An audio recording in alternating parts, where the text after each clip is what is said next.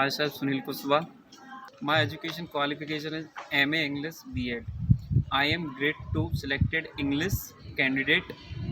I had given a exam in 2019 and in 2020 the result of grade 2 announced, in which I was selected and enlisted for the teachers recruitment test. Vidisha के सुनील कुशवाहा भी देश के लाखों नौजवानों में से एक हैं, जिनकी नौकरी सरकारी व्यवस्था के धुएं में आज तक खौल रही है। नतीजा एमए अंग्रेजी पास सुनील कुशवाहा शिक्षक भर्ती परीक्षा पास करके 2 साल बाद भी नियुक्ति न मिलने पर पिता की चाय की दुकान पर चाय बेचने लगे और जिन्हें क्लास लेनी थी बच्चों की, वो कप सजाकर चाय पिला रहे हैं ग्राहकों को। जिन्हें चढ़ाना था बच्चों के भविष्य को शिक्षा की आंच पर और तैयार करना था देश के नौनिहालों को, वो चाय खौला रहे हैं। जिन्हें छानना था अवगुणों को एक शिक्षक के तौर पर बच्चों के भीतर से, वो चाय छान रहे हैं दुकान में ताकि घर चल सके। अब जरा चाय छानते सुनील कुशवाहा, गोबर उठाते कमलेश दांगी और आंसू बहाती नेहा मिश्रा की जगह अपने बच्चों को रखकर सोचिए, क्या ऐसे नौजवानों को नौकरी के नाम पर चप्पल घिसवाने वाली सरकार पर दस्तक देनी जरूरी नहीं? हमें पूछना पड़ा, आखिर नियुक्ति क्यों लटकी है? नेहा ने जवाब दिया, वेरिफिकेशन हुआ जुलाई में 2-3 दिन हुआ, उसके बाद में पोर्टल पे ये अपडेट हो गया कि परिवहन नहीं मिल पा रहा है, आने जाने की इश्यूज है, इसलिए रोक दिया।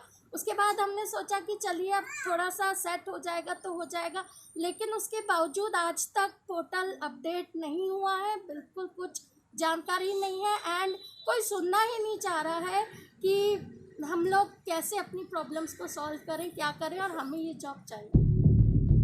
कोरोना काल में ही मध्य प्रदेश में कमलनाथ की सरकार गिर जाती है। कोरोना काल में ही विधायक रिजॉर्ट में घूमते ठहरते शिवराज सिंह की सरकार बना देते हैं। कोरोना काल में ही मध्य प्रदेश में उपचुनाव भी हो जाता है। कोरोना काल में ही कांग्रेस के बागी बीजेपी के टिकट पर जीतकर मंत्री भी बन जाते हैं। लेकिन कोरोना काल में 20,000 पदों पर टीचर चुनने के बाद उनका वेरिफिकेशन ट्रांसपोर्ट सुविधा न होने के नाम पर रोक दिया जाता है।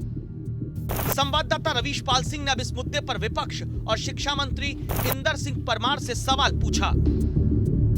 आज 10 महीने से ज्यादा सरकार बने हो गया, एक कदम भी आगे नहीं बढ़ा। एक तरफ रिटायरमेंट के बाद शिक्षकों की कमी होती जा रही, दूसरी तरफ ज्वाइनिंग नहीं होती है, तो बच्चों के भविष्य का क्या होगा?